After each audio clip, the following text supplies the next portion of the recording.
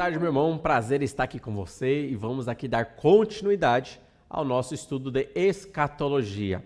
E para hoje nós veremos sobre a segunda vinda de Cristo e a batalha do Armagedon, dita para nós em Apocalipse capítulo 19. Então nós vamos analisar esses versículos para que nós possamos ver o conteúdo informacional do que a Bíblia traz para nós da segunda vinda de Cristo e da grande batalha conhecida como a Batalha do Armagedon.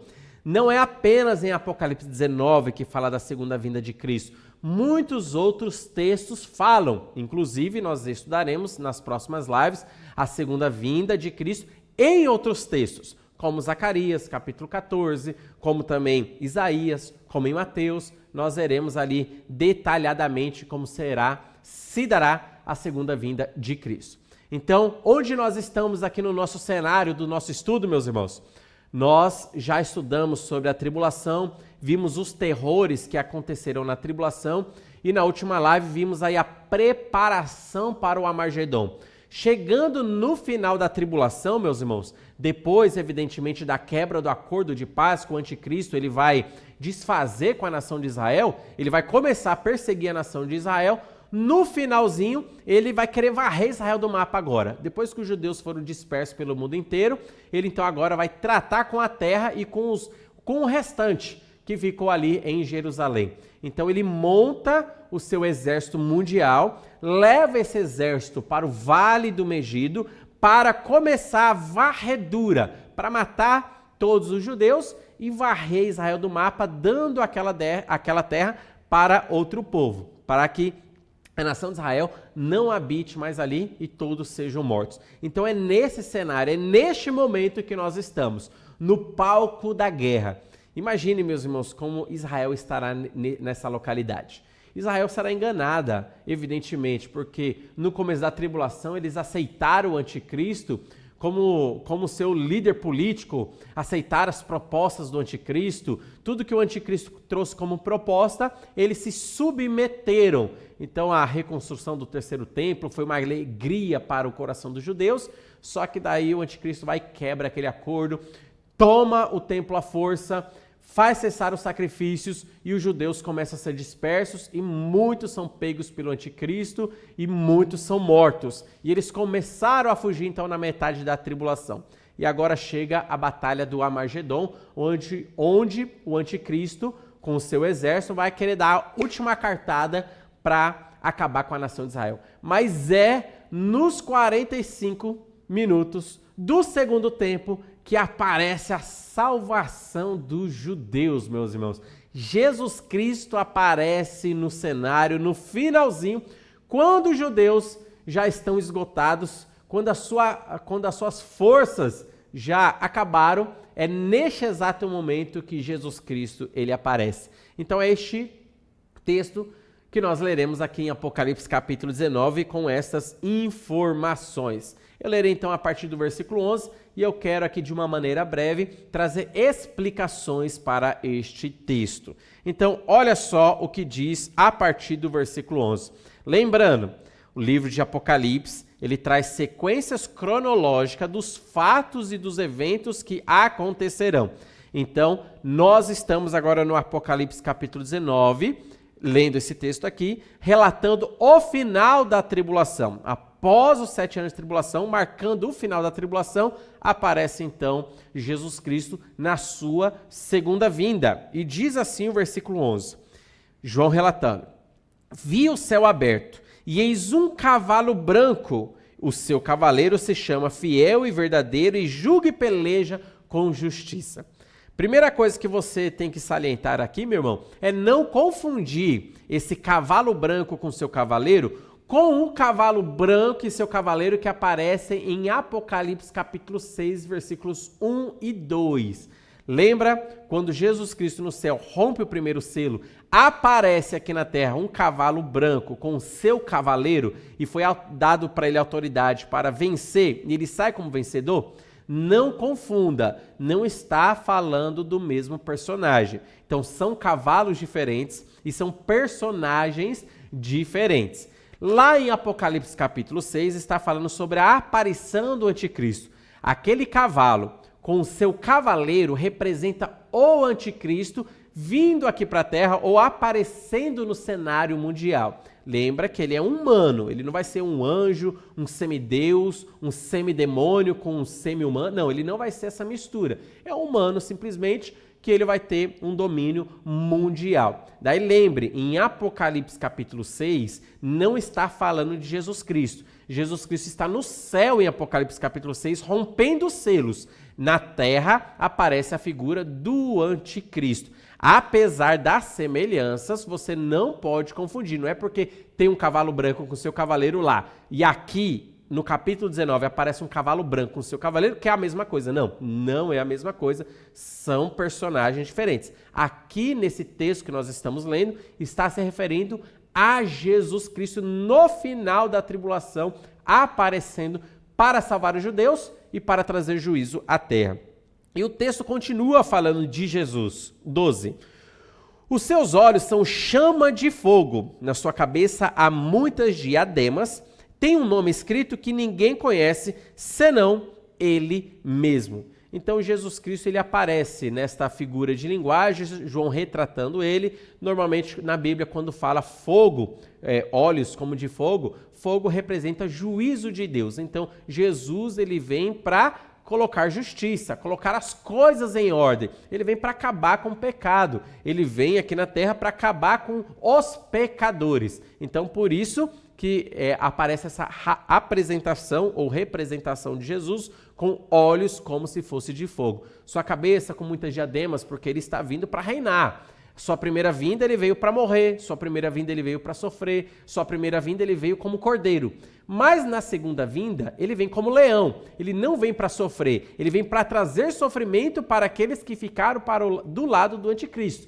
Então é diferente a sua segunda vinda da sua primeira vinda. O versículo 13 diz assim: ele, Jesus, está vestido com um manto tinto de sangue e o seu nome se chama o Verbo de Deus. Aqui está deixando claro para nós que a pessoa que está aparecendo aqui é Jesus Cristo, porque ele é chamado de Verbo de Deus. Inclusive, o próprio João, que escreveu o Apocalipse, ele também escreveu o seu evangelho. Lá em João capítulo 1, ele chama Jesus Cristo de o Verbo de Deus. E o Verbo era Deus, e o Verbo estava com Deus. No princípio era o Verbo, né? Então, ele chama Jesus Cristo de o Verbo porque Jesus é a palavra de Deus para o mundo. E ele está vestido com uma roupa, meus irmãos, que está manchada de sangue. Por que que está manchada de sangue essa roupa?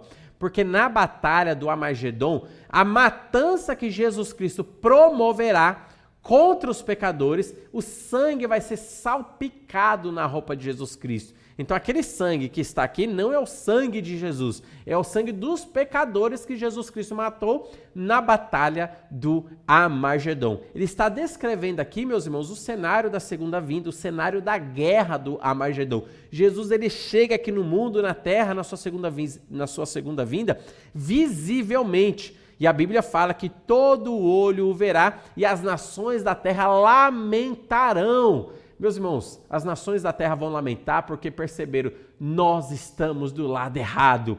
Esse grupo de exércitos, esses militares que estarão nessa guerra do lado do anticristo, quando eles verem Jesus Cristo em toda a sua glória voltando do céu aqui para a terra, eles vão chorar. Estes homens aqui, eles vão perceber, nós escolhemos o lado errado. E olha, eles não são inocentes, tá? Eles não escolheram sem querer, foram enganados, não. Eles escolheram conscientemente, porque o período tribulacional, a palavra de Deus será pregada, as pessoas ouvirão da palavra de Deus e elas conscientemente, muitas delas ou a maioria delas, escolherão ficar do lado do anticristo.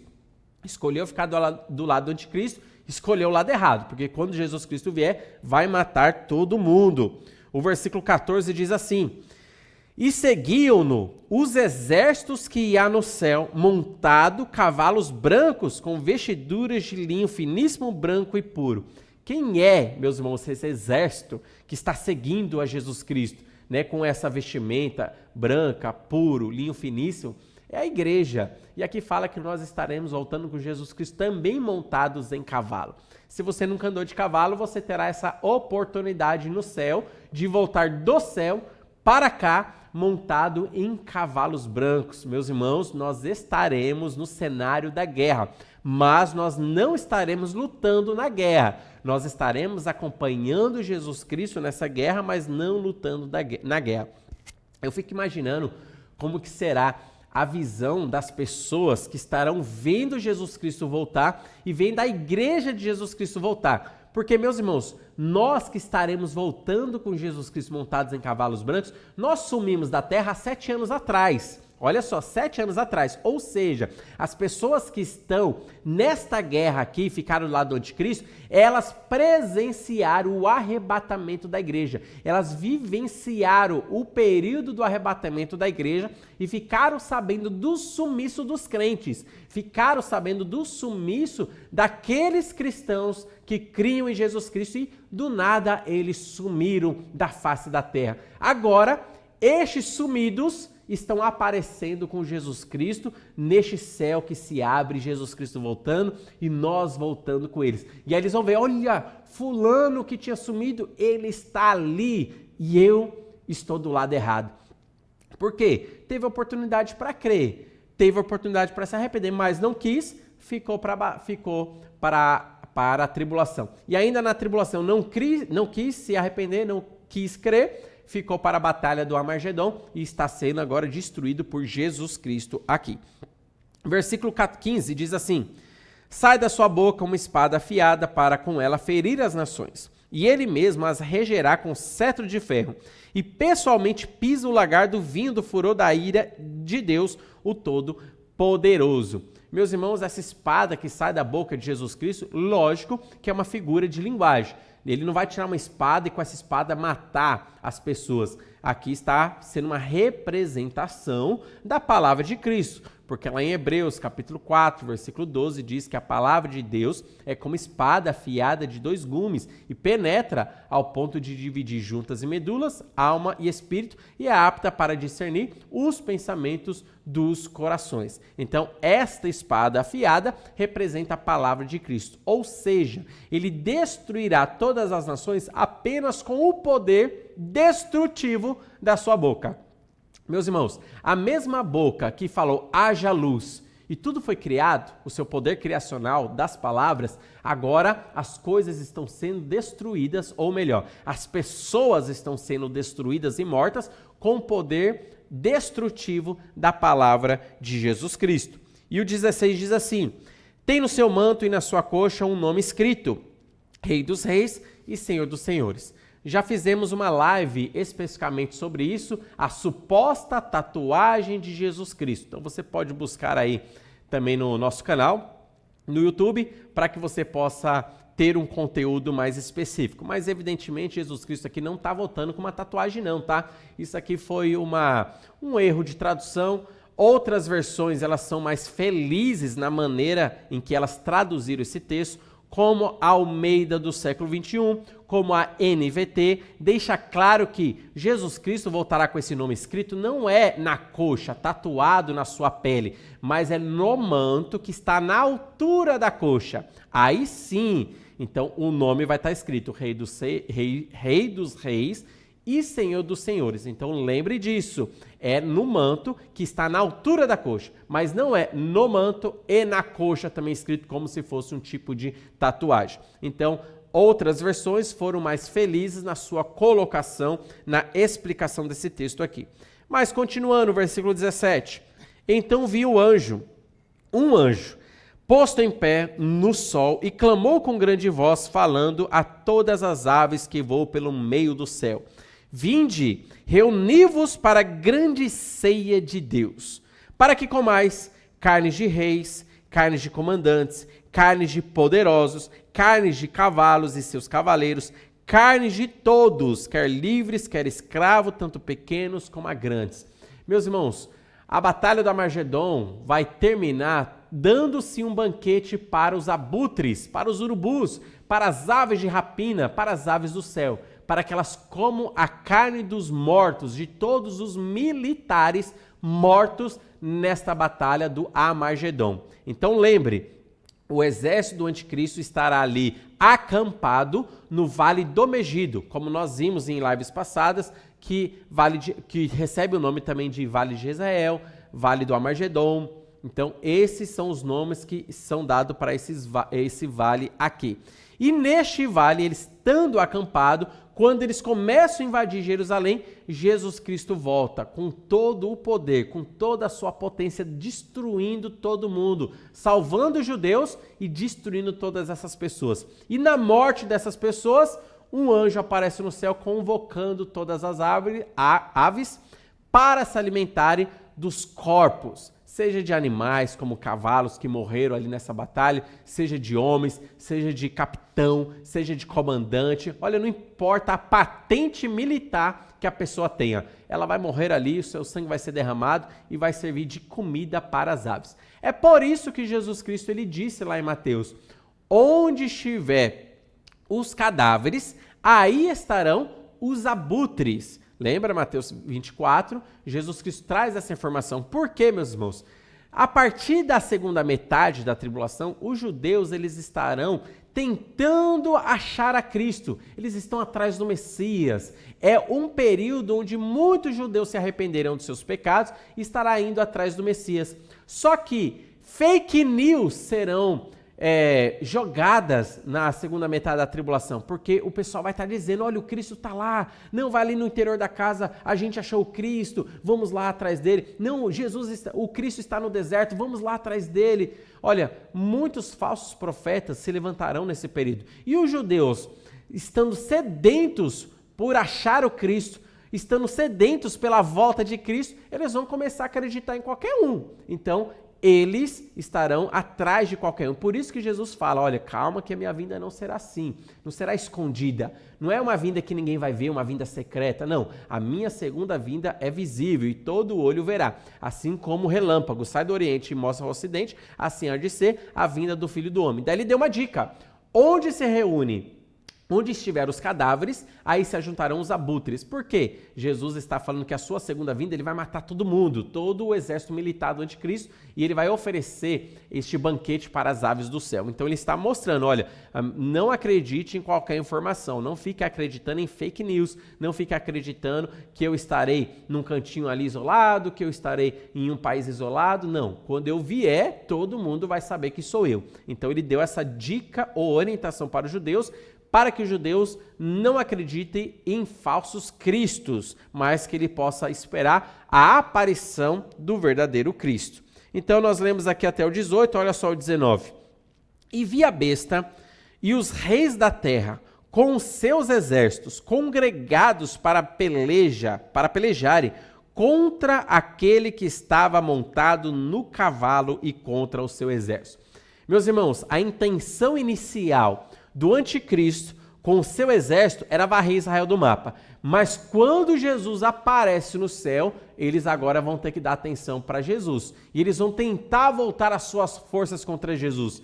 Eu tentando imaginar aqui o cenário, eu fico imaginando os tanques de guerra tentando mirar ali para Jesus Cristo, os homens tentando mirar para Jesus Cristo. Então, o exército do anticristo tentando de alguma maneira se voltar o ataque agora contra Jesus Cristo. Mas, evidentemente, ninguém vai conseguir nem arranhar a Jesus Cristo. Jesus quem destruirá todas essas pessoas. O versículo 20 diz assim: mas a besta foi aprisionada, e com ela o falso profeta. Quando fala besta aqui, está falando do anticristo. Então, o anticristo, junto com o falso profeta, serão aprisionados, que, com os sinais feitos diante dela, seduziu aqueles que receberam a marca da besta e eram os adoradores da sua imagem. Os dois, a besta, o anticristo e o falso profeta, os dois foram lançados vivos dentro do lago de fogo que arde com enxofre. Meus irmãos, nós temos aqui agora dois humanos, o anticristo e o falso profeta, inaugurarão o lago de fogo. Lembre disso, inferno e lago de fogo são localidades diferentes, tá bom?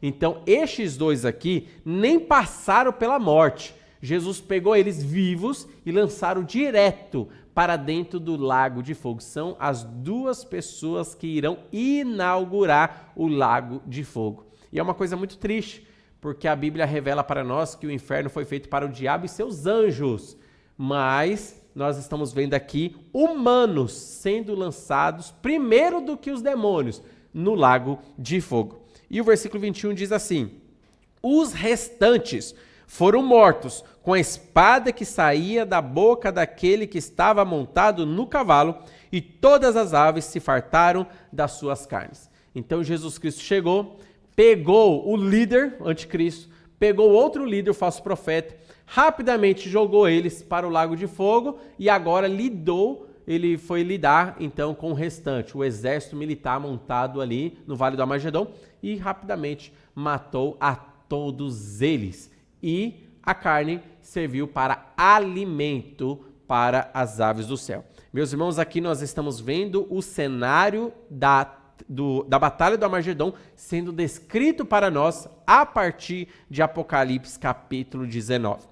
Então, não são todas as informações que estão aqui. Nas próximas lives agora, nós veremos a Batalha do Armagedon em outros textos que vão trazer mais detalhes, mais informações. Mas o cenário já está montado aqui e você já pode visualizar como será a segunda vinda de Cristo. Uma vinda poderosa, potente, montada no seu cavalo branco, a igreja acompanhando Jesus e ele derrotando todas as pessoas no Vale do Armagedon. Será uma matança. Então, muitos pensam que Jesus Cristo não mata ninguém, que ele não pode matar, que é paz e amor. Não, Jesus Cristo também é justiça. Nós não podemos anular os atributos de Deus. E um dos seus atributos é ser justo, e ele tem toda a autoridade de matar os pecadores. Não apenas acabar com o pecado, mas também acabar com os pecadores que não querem se arrepender dos seus pecados. Então aqui nós temos a informação em Apocalipse capítulo 19 sobre a segunda vinda e a Batalha do Armagedon. Vamos analisar mais detalhes na próxima live em outros textos da Bíblia. Que Deus abençoe grandemente a sua vida.